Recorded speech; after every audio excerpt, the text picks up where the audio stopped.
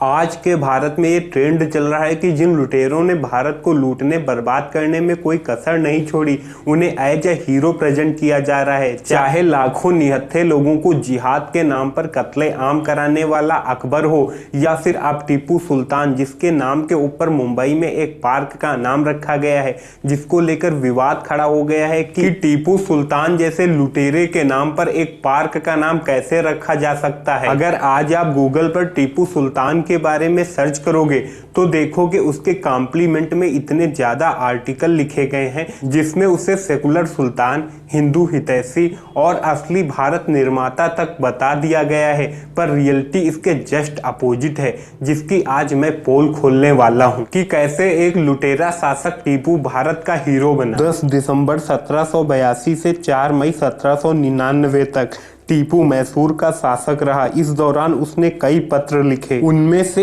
एक पत्र में वह स्वयं दावा करता है कि उसने 4 लाख लोगों को जबरन इस्लाम कबूल कराया। दूसरे पत्र के मुताबिक वह कहता है कि अल्लाह के आशीर्वाद से कालीकट में तमाम हिंदुओं का धर्मांतरण कर लिया गया है। अब जब टीपू सुल्तान अपने पत्र में यह स्वयं कह रहा है तो इससे बड़ा प्रूफ क्या हो सकता है कि वह एक जिहादी था। पर आज के इतिहासकार इस घटना को छुपा लेते हैं। क्या किया था आखिर टीपू सुल्तान ने कालीकट शहर में, ये जानने के लिए वीडियो को लाइक कर दें और चैनल को सब्सक्राइब कर लें। ये जानने के लिए हमारे पास 2 सोर्स हैं। एक टीपू सुल्तान के शासनकाल के दौरान उनका इतिहास लिखने वाले उनके कमांडर मीर हुसैन किरमानी और दूसरे ब्रिटिश इंडिया के अधिकारी विलियम लोगान, जिनके मुताबिक टीपू सुल्तान ने 1788 में 30,000 सैनिकों की सेना केरल के कालीकट शहर में भेजी, जहाँ पर इस सेना ने आतंक मचाते हुए सारे मंदिर गुरुद्वारे ध्वस्त कर दिए। जिन लोगों ने इस्लाम कबूल कर लिया उन्हें छोड़कर बाकी लोगों को मौत के घाट उतार दिया गया और मासूम बच्चों को उनके माँ बाप के गले में लटकाकर फांसी दी गई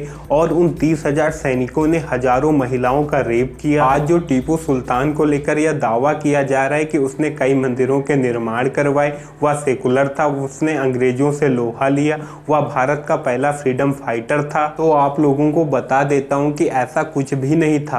उसने जो भी किया बस अपने निहित स्वार्थ के लिए किया। जब 1791 में लॉर्ड कॉर्नवालिस ने मराठों और निजामों के साथ मिलकर टीपू पर अटैक करने की प्लानिंग की तो इससे टीपू सुल्तान काफी ज्यादा डर गया और अपनी सेना बढ़ानी चाहिए, पर उसने हिंदुओं के साथ इतना अत्याचार कर रखा था कि ये खबर सुनकर हिंदुओं में खुशी की लहर दौड़ गई कि उसे टीपू सुल्तान से छुटकारा मिल जाएगा। ये सारी खबरें सुनकर अपने आप को टाइगर कहने वाला टीपू सुल्तान भीगी बिल्ली बन गया और डर कर कुछ मंदिरों का निर्माण करवाया जिसे उसने पहले तुड़वाया था, जिससे कि लोगों में यह मैसेज जाए कि वह एक सेकुलर राजा है और ज्यादा से ज्यादा लोग उसकी सेना में भर्ती हों। और इसके बाद जब 1992 में यह युद्ध हुआ जिसमें टीपू सुल्तान ने अपनी सेना को हारते हुए देखा तो अंग्रेजों के सामने पेश हुआ और संधि करनी चाहिए। तो अंग्रेजों ने उससे संधि करते हुए उसका आधा राज्य और एक बहुत बड़ी धनराशि ले ली। अब आप लोग टीपू सुल्तान को फ्रीडम फाइटर बोलने के पहले यह बात जरूर ध्यान कर लेना कि जब अंग्रेजों ने टीपू सुल्तान को हराया तो उसके राज्य के लोग बहुत खुश हुए थे। इससे ये पता चलता है कि टीपू सुल्तान ने अंग्रेजों से भी कहीं ज्यादा अपनी प्रजा पर उस समय अत्याचार किया था।